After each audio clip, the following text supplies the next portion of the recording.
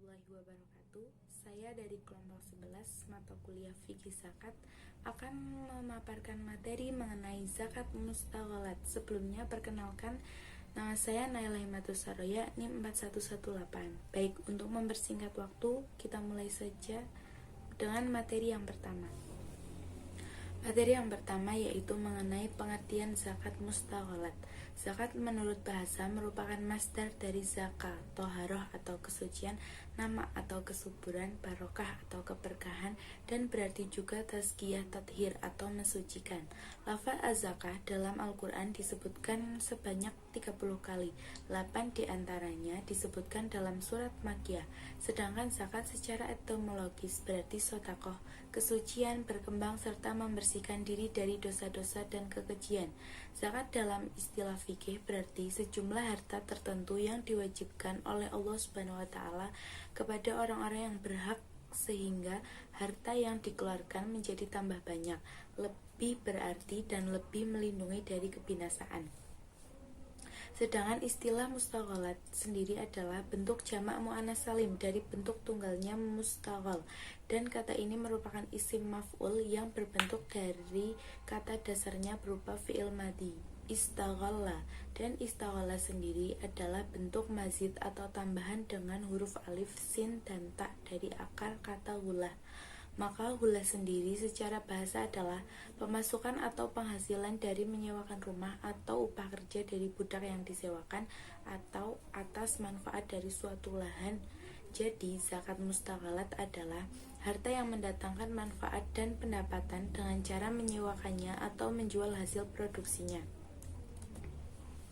Selanjutnya yaitu macam-macam zakat mustaghalat. Aktivitas yang termasuk dalam mustaghalat diantaranya yang pertama, bisnis penyewaan aset tetap seperti tanah, bangunan, mobil, rumah, dan mesin. Lalu yang kedua, proyek pemeliharaan binatang untuk diambil susu, kulit, belut, dan dagingnya. Lalu proyek peternakan lebah, pembibitan ternak, ayam petelur, dan penetasan telur dan sejenisnya. Lalu yang keempat, bisnis perhotelan, losmen, dan penginapan. Selanjutnya aktivitas praktek kedokteran, rumah sakit, klinik, dan pusat-pusat kesehatan. Harta atau benda atau alat yang termasuk dalam al-mustaghalat tidak wajib disakati. Yang wajib disakati hanya hasil atau keuntungannya. Aset yang belum ada yang menyewa, maka belum ada kewajiban mengeluarkan zakatnya. Lalu dalil hukum zakat mustaghalat itu yang pertama surat Al-Baqarah ayat 267 yang artinya, hai orang-orang yang beriman, nafkahkanlah di jalan Allah sebagian dari hasil usahamu yang baik-baik dan sebagian dari apa yang kami keluarkan dari bumi untuk kamu, dan janganlah kamu memilih yang buruk-buruk lalu kamu menafkahkan daripadanya, padahal kamu sendiri tidak mau mengambilnya melainkan dengan memicingkan mata terhadapnya. Dan ketahuilah bahwa Allah Maha Kaya lagi Maha Terpuji. Lalu yang kedua surat At-Taubah ayat 103 yang artinya, ambillah zakat dari sebagian harta mereka, dengan zakat itu kamu membersihkan dan mensucikan mereka, dan mendoalah untuk mereka. Sesungguhnya doa kamu itu menjadi ketentraman jiwa bagi mereka, dan Allah Maha mendengar lagi Maha mengetahui. Selanjutnya, syarat pertumbuhan cocok pada harta tetap yang digunakan untuk menarik pemasukan karena ia tidak disimpan untuk dipergunakan atau untuk diperdagangkan. Lalu kesamaan ilat antara al-mustaghalat dengan zakat pertanian sehingga hasil bumi tunduk pada zakat. Maka begitu juga hasil harta tetap tunduk kepada zakat, walaupun ada perbedaan dalam dasar-dasar perhitungan. Kesamaan ilat antara al-mustaghalat dengan zakat harta tunai yang mana keuntungan yang diperoleh merupakan harta mustafad dan digabungkan dengan harta-harta lain yang sama dalam jenis nisab dan harta zakatnya.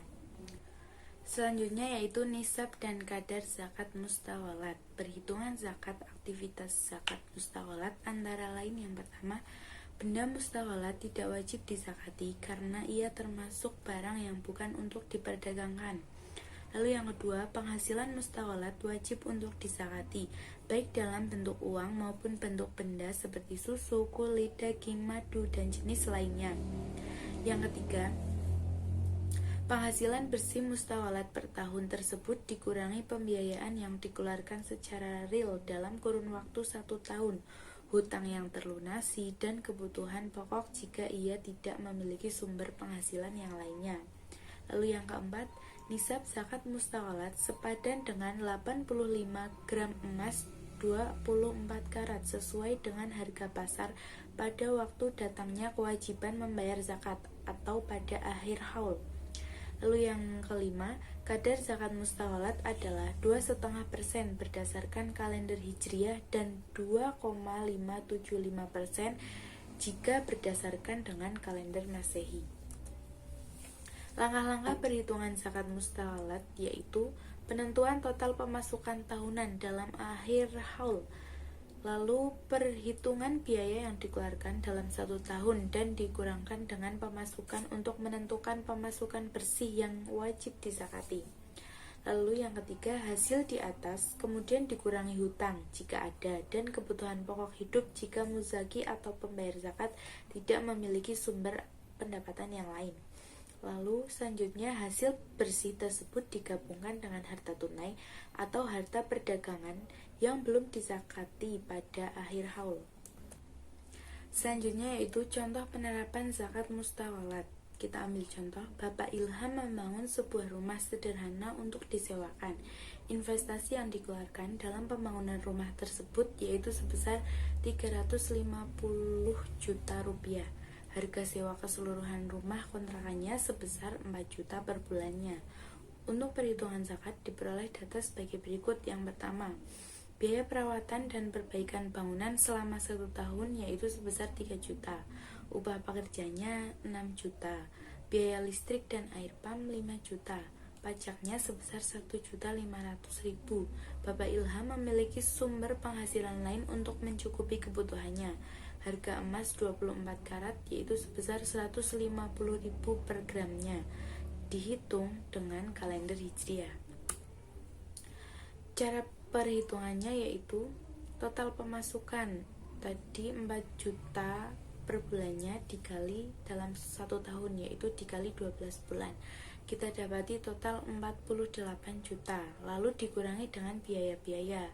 Tadi ada upah pekerja sebesar 6 juta, lalu biaya listrik dan air pam 5 juta, pajaknya 1.500.000, lalu total biaya-biaya yang dikeluarkan yaitu sebesar 12.500.000.